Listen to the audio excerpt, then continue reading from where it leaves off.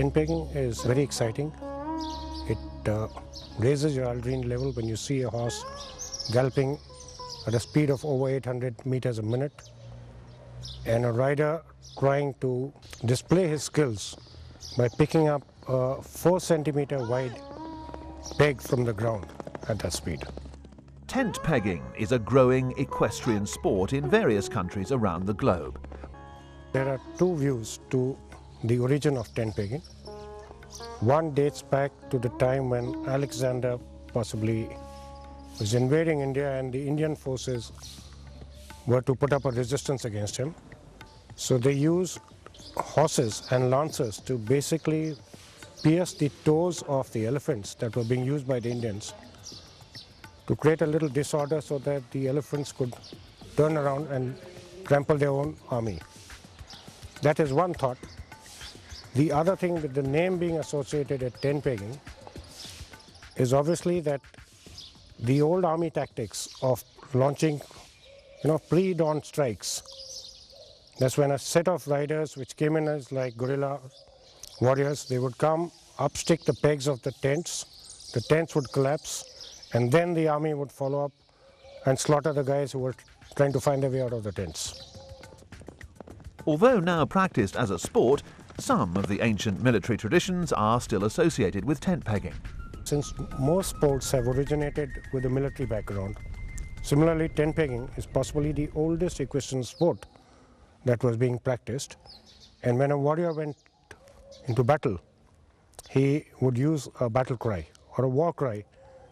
And similarly in tent pegging, this war cry was the one which was more of a motivating factor, displaying the man's valor, courage into battle.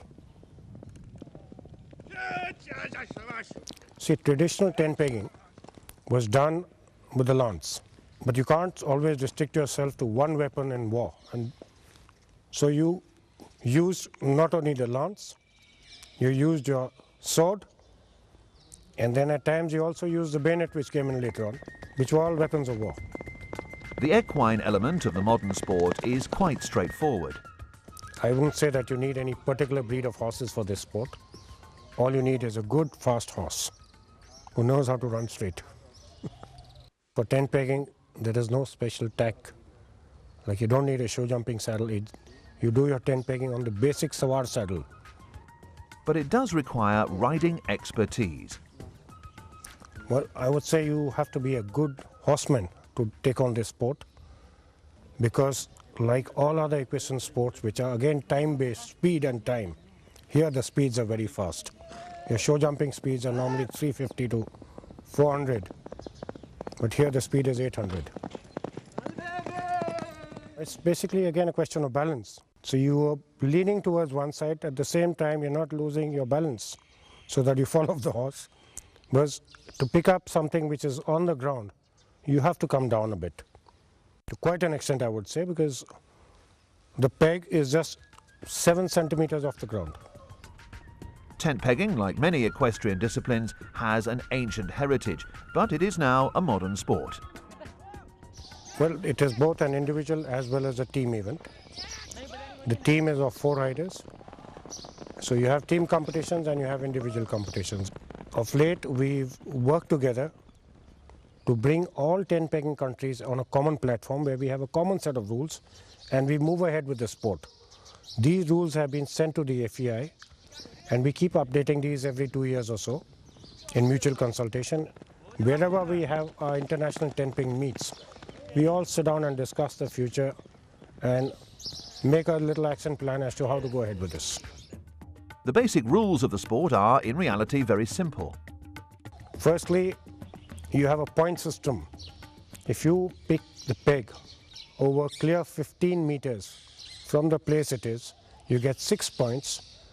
If you just upstick the peg, you get 4 points. And if you strike the peg, you get 2 points. So there is a point system for. Then in case of a tie, then we go back to the previous run and you take the speeds of the previous run, which generally are not similar. So you decide the winner on timings. Now, as on today, this sport is being practiced in about 17 or 18 other countries. It has been taken from here during the British era. Like polo, tent pegging was taken to South Africa, to England. Of late, the Arabs are taking on to the sport. We've introduced the sport in Oman. The next step is Sudan is going in for this. Efforts are on to bring Morocco onto the map. On the western side, the latest is the Canadian Tentpegging Association, which was formed last year. In the mid-19th century, officers and troopers of British mounted regiments stationed in India indulged in the sport of wild pig sticking with lawns.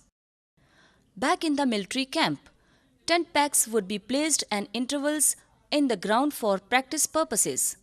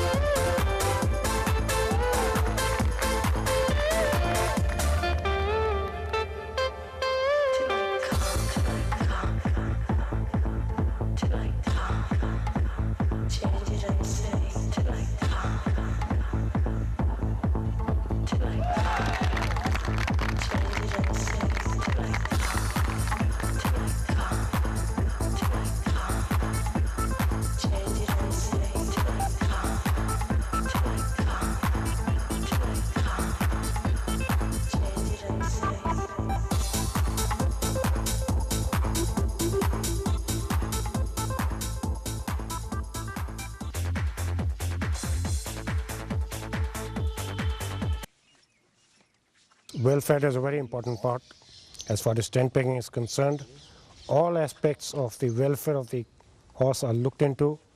The stewards are briefed to be very harsh while you go on with the sport, to implement rules in the spirit they should be. And I think tent pegging is as good as racing. If racing is not stressful to the horse, so isn't tent pegging. It has been recognized as a regional discipline. But I do see a future for this sport because of two reasons. One, it is not very time consuming and it's not very costly to organize. If you have to put up a tent pegging meet, the ground requirements are just 20 meters by 150 to 160 meters, which you can organize anywhere. You can do it in a stadium, and the equipment involved is nothing. It's just cardboard pegs, which are not very costly. When you're sitting on a horse, you're always looking for speed. And I think this is one discipline which gives you a lot of speed, a lot of thrill. And here you can also practice your skill with a weapon.